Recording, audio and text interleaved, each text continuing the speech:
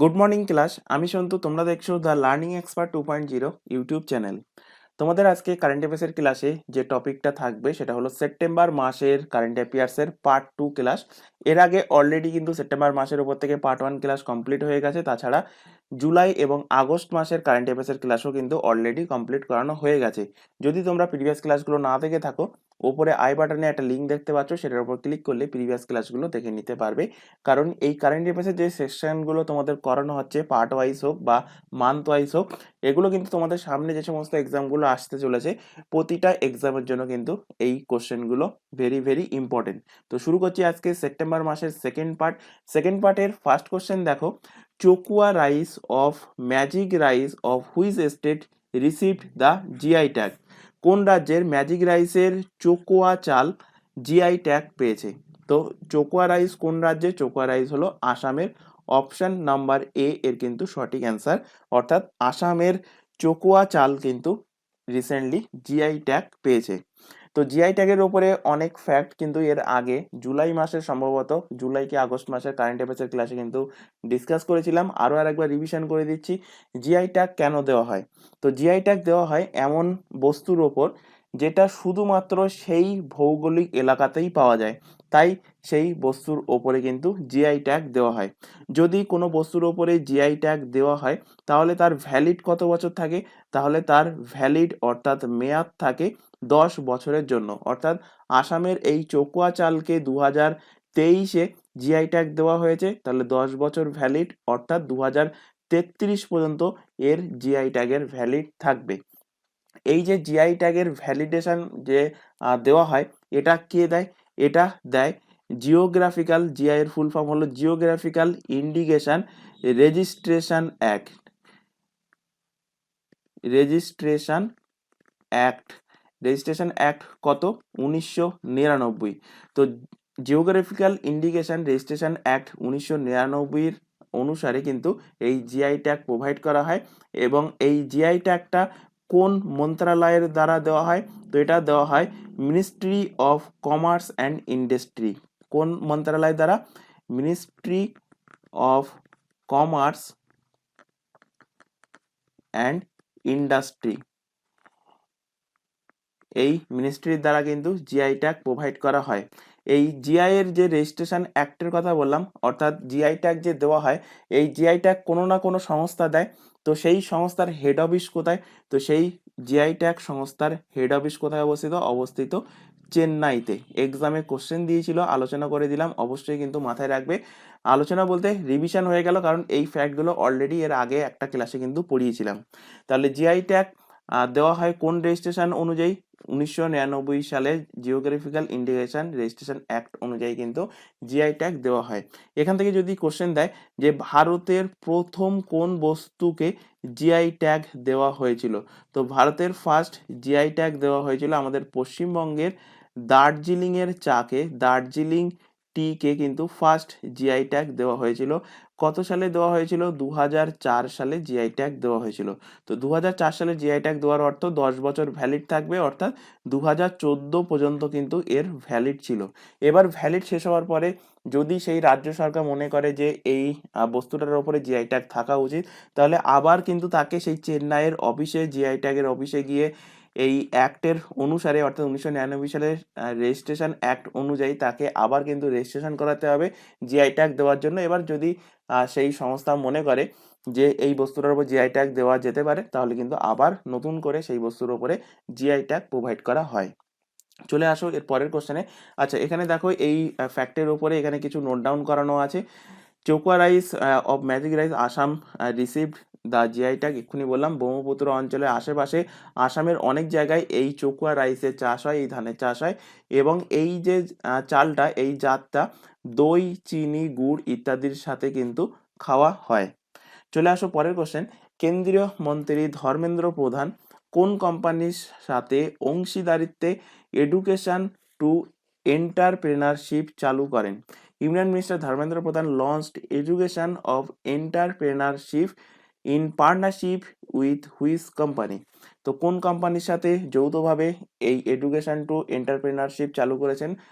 কেন্দ্রীয় মন্ত্রী, তো চালু করেছেন মেটা কোম্পানির সাথে। এবং মেটা কোম্পানির সাথে মানে মেটা জিনিসটা কি, এটা কিন্তু আমরা প্রতিদিন আমরা ফলো করে রাখি। ফেসবুক, মেটা কি, মেটা হলো ফেসবুকের আপগ্রেড ভার্সান। ফেসবুক বা বলতে পারো এখন হোয়াটসঅ্যাপ বা বলতে পারো ইনস্টাগ্রাম, প্রত্যেকেই কিন্তু আমরা ব্যবহার করি। এই ফেসবুক, ইনস্টাগ্রাম এবং হোয়াটসঅ্যাপ এই তিনটেকেই এখন কন্ট্রোল করে, কে তিনটেকেই কন্ট্রোল করে মেটা। তাহলে মেটার সিইও কে, একটু আগেই বললাম মেটা হলো ফেসবুকের আপগ্রেড ভার্সন। তাহলে ফেসবুকের যিনি সিইও, ফেসবুকের সিইও কে, ফেসবুকের সিইও হলেন মার্ক জুকেরবার্গ। তো এই মার্ক জুকেরবার্গই হলেন মেটার সিইও, অর্থাৎ চিফ এক্সিকিউটিভ অফিসার। এবং এই প্রোগ্রামের দ্বারা এই যে ধর্মেন্দ্র প্রধান এডুকেশন টু এন্টারপ্রেনারশিপ এই পদ্ধতিটা চালু করেছেন, এটা মেটার সাহায্যে চালু করেছেন। তো এর দ্বারা কি শেখানো হবে এই প্রোগ্রামের দ্বারা? এই প্রোগ্রামের দ্বারা বিভিন্ন যুবকদের ডিজিটাল মার্কেটিং এর স্কিলের ওপর কিন্তু তাদেরকে ট্রেনিং দেওয়া হবে। তো দেখো সেটাই কিন্তু এখানে নোট ডাউন করানো আছে। এই 3 বছরের অংশীদারিত্বে, এটা কত বছরের অংশীদারিত্ব? 3 বছরের পার্টনারশিপ থাকবে। এর মধ্যে লক্ষ লক্ষ উদ্যোক্তা ডিজিটাল মার্কেটিং দক্ষতার অ্যাক্সেস পাবে। প্রাথমিকভাবে 7টি আঞ্চলিক ভাষাতে এই মেটা প্ল্যাটফর্ম যেমন হোয়াটসঅ্যাপ, ফেসবুক ইত্যাদি ব্যবহার করে ডিজিটাল মার্কেটিং এর দক্ষতা কিন্তু ফার্স্টে তাদেরকে প্রশিক্ষণ দেওয়া হবে বিভিন্ন যুবক যুবতীদের। তো মেটার উপরে যে ফ্যাক্টগুলো আলোচনা করলাম সেটাই এখানে দেখো লেখা আছে। মেটার সিইও হলেন মার্ক জুকারবার্গ। এস্টাবলিশ কবে হয়েছিল, অর্থাৎ ফেসবুকের এস্টাবলিশ কবে? ফেসবুকের এস্টাবলিশ 2004। এক্ষুনি বললাম মেটা হলো ফেসবুকের আপগ্রেড ভার্সন। তো এর এস্টাবলিশ হয় 2004 সালে এবং হেডকোয়ার্টার অবস্থিত ক্যালিফোর্নিয়া, আমেরিকাতে এর হেডকোয়ার্টার অবস্থিত। পরের কোশ্চেনে চলে আসো। এন ভালারমাতি নিম্নলিখিত কোন সংস্থার সাথে সম্পর্কিত ছিল? এন ভালারমাতি ইনি কিন্তু রিসেন্টলি মারা গিয়েছেন, সাম্প্রতি কিন্তু মারা গিয়েছেন। এবং ভেরি ভেরি কোশ্চেনটা ইম্পর্টেন্ট কোশ্চেন, কারণ এনার সাউন্ড তোমরা অবশ্যই অবশ্যই শুনেছো। যদি চন্দ্রযানের হোক বা যে আদিত্য এল1 মিশন করা হয়েছিল, এই সমস্ত মিশনগুলো যদি যখন লঞ্চ হচ্ছিল রকেটটা, তখন যদি তোমরা সেটা নিউজে দেখে থাকো তাহলে এনার ভয়েস কিন্তু অবভিয়াসলি শুনেছো। এনার কাজ কি? এনার কাজ ছিল, আগে বলে নিই ইনি কোন সংস্থার সাথে যুক্ত। ইনি ইসরো সংস্থার সাথে যুক্ত। তো এই ইসরোতে যখনই কোনো রকেট লঞ্চ করা হয়, সেই রকেট লঞ্চ করার আগে যে কাউন্টডাউন হয়, কাউন্টডাউন বলতে 10, 9, 8, 7, 6, 5, 4, 3, 2, 1 তারপরে লঞ্চ করে দেওয়া হয়। এই যে কাউন্টডাউন, এই কাউন্টডাউন যিনি করতেন, যার ভয়েস তোমরা শুনতে, তার নামই ছিল এন ভালারমাতি। ইনি কিন্তু রিসেন্টলি মারা গিয়েছেন। তো এনার কাজ কি ছিল? এনার কাজ ছিল ইসরোতে কাউন্ট ডাউন করা। তো ইসরোর প্রসঙ্গ যেহেতু এসে, ইসরোর থেকে কিছু ফ্যাক্ট তোমাদের রিলেট করিয়ে দিই। ইসরোর ফুল ফর্ম হলো ইন্ডিয়ান স্পেস রিসার্চ অর্গানাইজেশন। ইসরোর ইস্টাবলিশ কবে হয়? এর ইস্টাবলিশ হয় 1969 সালে। এর হেডকোয়ার্টার কোথায় অবস্থিত? প্রত্যেকেই জানো এর হেডকোয়ার্টার অবস্থিত বেঙ্গালুরুতে, এর হেডকোয়ার্টার অবস্থিত। ইসরোর ফাউন্ডারকে যদি কোশ্চেন দেয়, কে ইসরোকে প্রতিষ্ঠা করেছিলেন? তো ইসরোর ফাউন্ডার ছিলেন Vikram Sarabhai.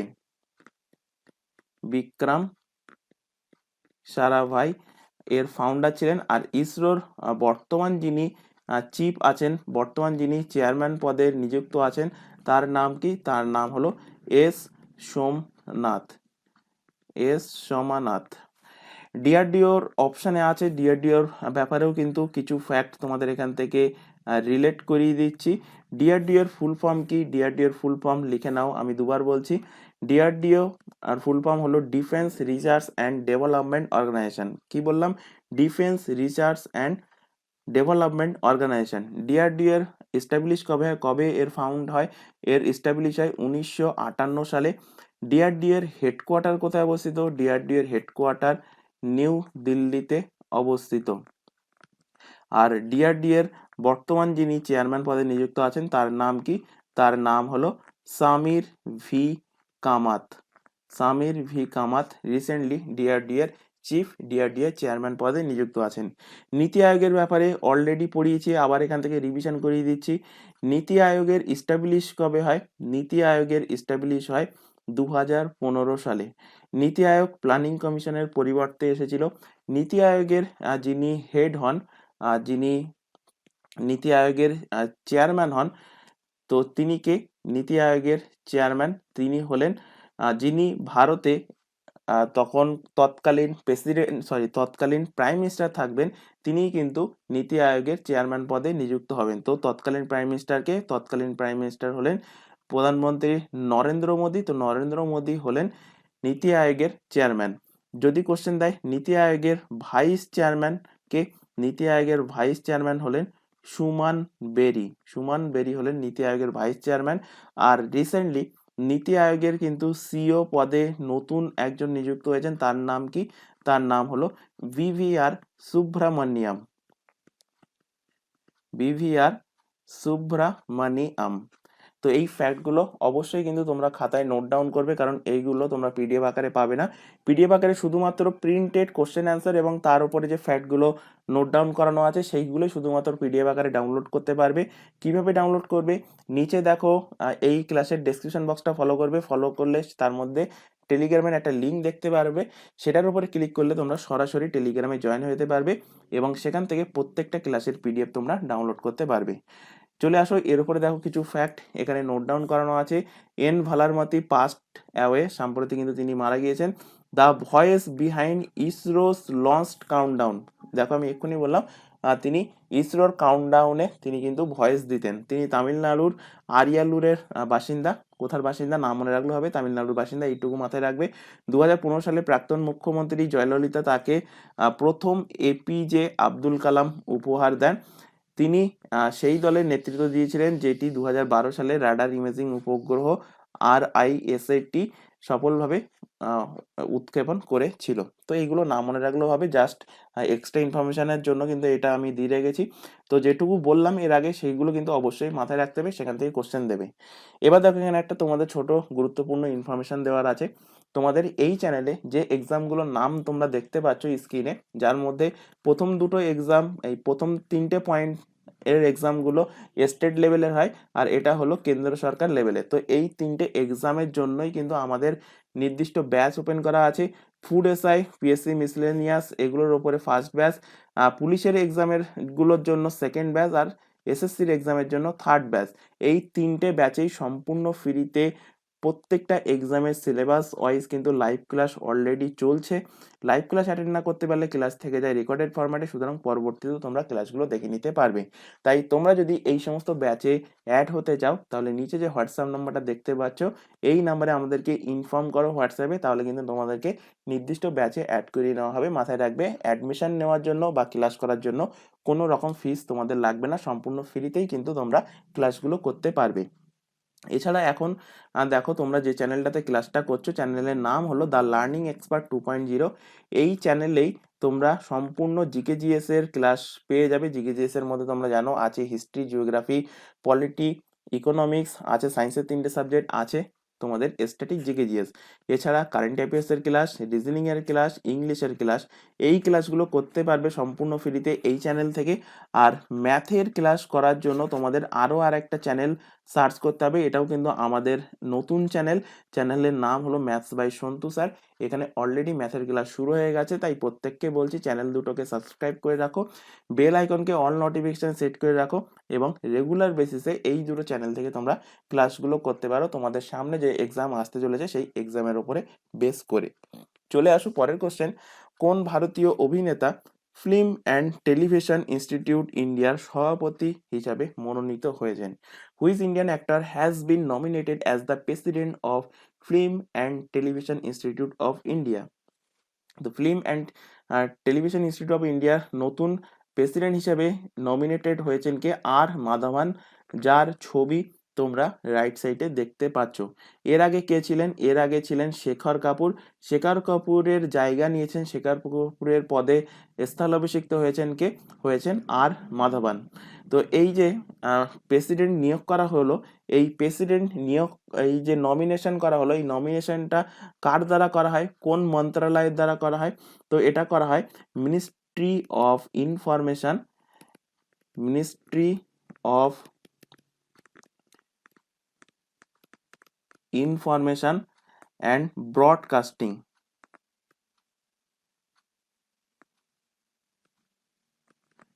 Ministry of information and broadcasting. আচ্ছা, এখন এই ইনফরমেশন অ্যান্ড ব্রডকাস্টিং মিনিস্টারকে, তো ইনফরমেশন অ্যান্ড ব্রডকাস্টিং মিনিস্টার হলেন অনুরাগ ঠাকুর, অনুরাগ সিং ঠাকুর।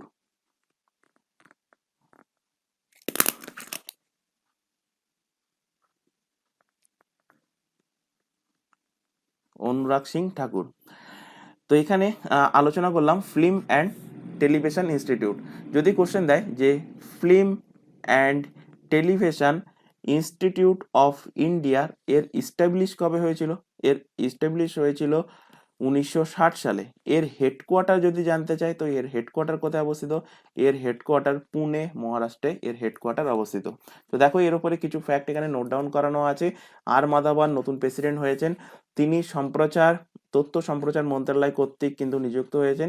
তিনি শেখর কাপুরের স্থলাভিষিক্ত হয়েছেন, যেটা এক্ষুনি বললাম, এবং 1960 সালে এই ফিল্ম টেলিভিশন ইনস্টিটিউট অফ ইন্ডিয়ার এস্টাবলিশ হয়েছিল, প্রতিষ্ঠিত হয়েছিল। চলে আসো পরের কোশ্চেন, ভারতে কবে সাক্ষরতা সপ্তাহ পালন করা হয়? আচ্ছা, এখানে তোমাদের একটা ছোট কারেকশন আমি করাবো। ছোট কারেকশন বলতে এর আগের দিনের ক্লাসে সেপ্টেম্বরের পার্ট 1 যে ক্লাসটা হয়েছিল, সেই পার্ট 1 ক্লাসের ফার্স্ট কোশ্চেনে একটুখানি আমি ভুল বলেছিলাম। সেখানে একটা কোশ্চেন ছিল যে রাষ্ট্রীয় পোষণ মাহ, রাষ্ট্রীয় পোষণ মাহ বা মাস, এই রাষ্ট্রীয় পোষণ মাস এটা 1 সেপ্টেম্বর থেকে 30 সেপ্টেম্বর, মানে গোটা সেপ্টেম্বর মাসেই কিন্তু পালন করা হয়। এখানে আমি ভুল বলেছিলাম যে 1 থেকে 7 সেপ্টেম্বর। তো 1 থেকে 7 সেপ্টেম্বর ভুল কিছু নয়, এখানে জাস্ট একটুখানি পড়াতে পড়াতে তোমাদের ভুল মিস্টেক হয়ে গিয়েছিল। মিস্টেকটা কি ছিল? মিস্টেকটা ছিল যদি কোশ্চেন দেয় রাষ্ট্রীয় পোষণ মাসের জায়গায় যদি কোশ্চেন দিত সপ্তাহ, তখন অ্যান্সার হবে 1 থেকে 7 সেপ্টেম্বর। তো এটা একটু খেয়াল রাখবে, এটা একটুখানি কারেকশন করে নেবে। যদি কোশ্চেন থাকে রাষ্ট্রীয় পোষণ সপ্তাহ, তখন হবে 1 থেকে 7 সেপ্টেম্বর। যদি কোশ্চেন থাকে রাষ্ট্রীয় পোষণ মাস বা মাহা, তখন অ্যান্সার হবে 1 থেকে 30 সেপ্টেম্বর। এটা অবশ্যই একটু কারেকশন করে নেবে। এর জাস্ট আগের ক্লাসে, অর্থাৎ পার্ট 1 ক্লাসে সেপ্টেম্বর মাসে, সেই ক্লাসে কিন্তু ফার্স্ট কোশ্চেন সম্ভবত ছিল। তো যাই হোক, এবার এই কোশ্চেনে ফিরে আসো, ভারতে কবে সাক্ষরতা সপ্তাহ পালন করা হয়? When was the literacy week observe in India? তো ভারতে সাক্ষরতা সপ্তাহ পালন করা হয় 1 থেকে 8 সেপ্টেম্বর। অপশন নাম্বার বি এর কিন্তু সঠিক অ্যান্সার হবে। তো দেখো এর উপরে কিছুই না, যেটা বললাম সেটাই লেখা আছে। আর আন্তর্জাতিক সাক্ষরতা দিবস কবে পালন করা হয় এইটা একটু মাথায় রাখবে। আন্তর্জাতিক সাক্ষরতা দিবস 8 সেপ্টেম্বরে পালন করা হয়। চলে আসো পরের question, India's first solar city was inaugurated in which state? ভারতের প্রথম সোলার সিটি কোন রাজ্যে উদ্বোধন করা হয়েছিল? তো ভারতের প্রথম সোলার সিটি উদ্বোধন করা হয়েছে মধ্যপ্রদেশে। অপশন এ এর কারেক্ট অ্যান্সার। মধ্যপ্রদেশের কোথায়? মধ্যপ্রদেশের সাঁচিতে ভারতের প্রথম সোলার সিটি উদ্বোধন করা হয়েছে। তো এক্সাক্ট কোথায় হয়েছে সেই জায়গাটা কিন্তু মাথায় রাখবে। সাঁচির থেকে আরেকটা ফ্যাক্ট মাথায় রাখবে, সাঁচিকে রিসেন্টলি ওয়ার্ল্ড হেরিটেজ সাইটের তকমা দেওয়া হয়েছে। ওয়ার্ল্ড হেরিটেজ সাইটের তকমা দেওয়া হয়েছে এই সাঁচিকে। এছাড়া এখানে সোলার সিটির প্রসঙ্গ যেহেতু এসছে, যদি এখান থেকে কোশ্চেন দেয় যে ভারতের সব থেকে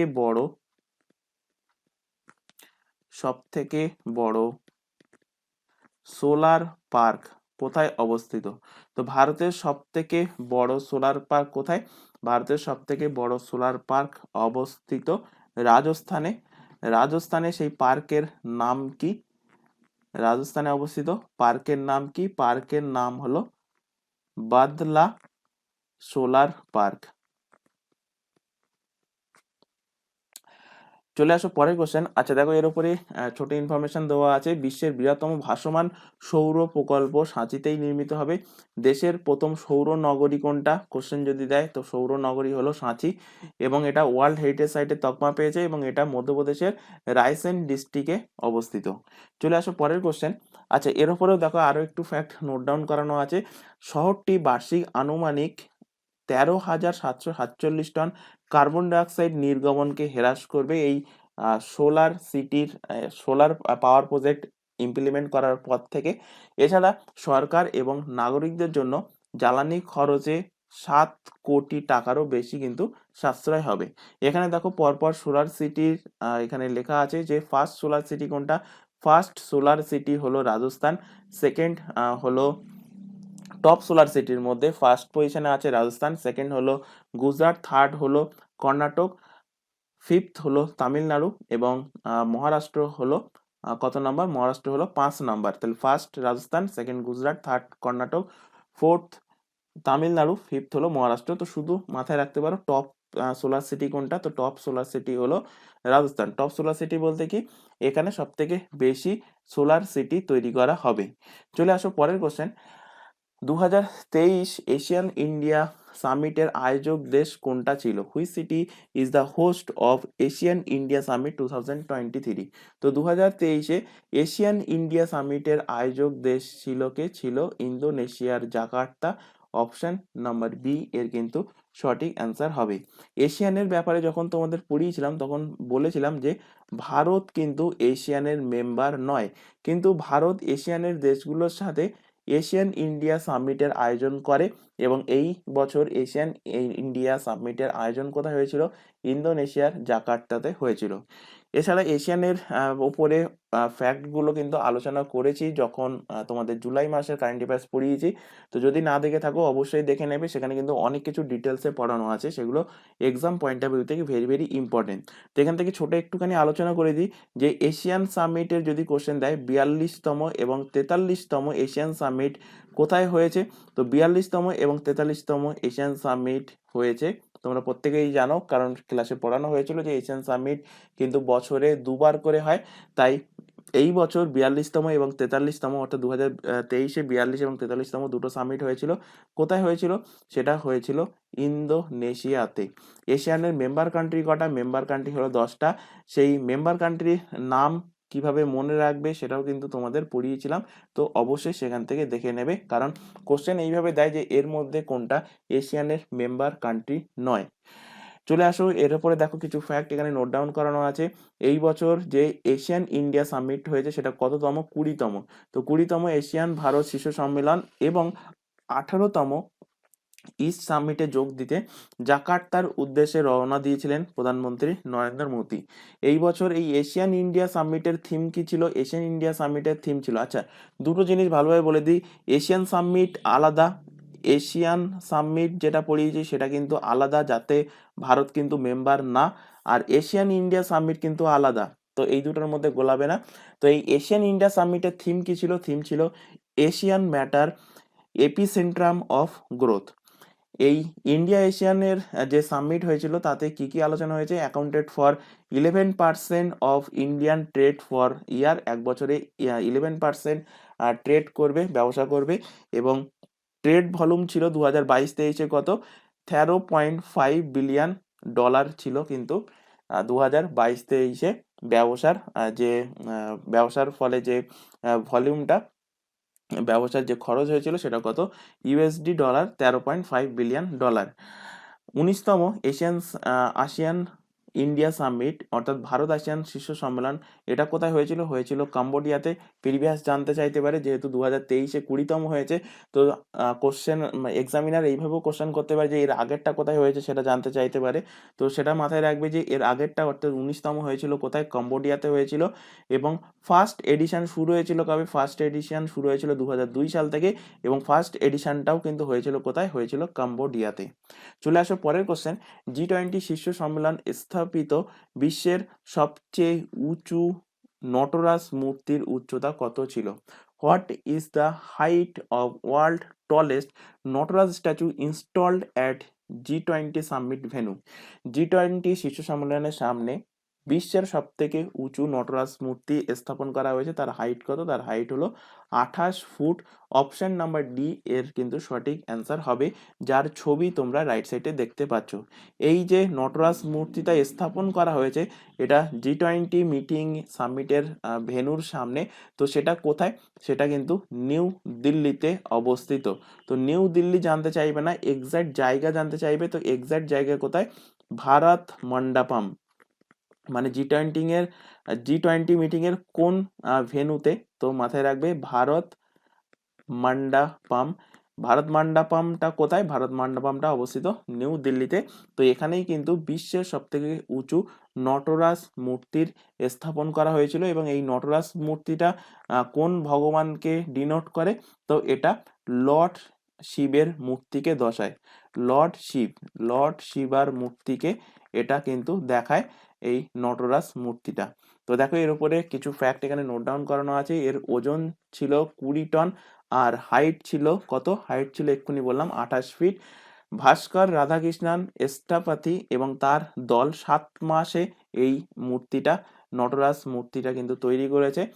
স্বামী মালায় তাঞ্জাভুর তামিলনাড়ুতে এটি কিন্তু 8টি ধাতু দ্বারা কিন্তু তৈরি করা হয়েছে এই নটরাজ মূর্তিটা। তো কি কি মাথায় রাখবে? হাইট কত? কারণ যেহেতু বিশ্বের সব থেকে টলেস্ট নটরাজ স্ট্যাচু, হাইট হলো 28 ফিট, ওজন হলো 20 টন, এবং কটা ধাতু দিয়ে এটা তৈরি?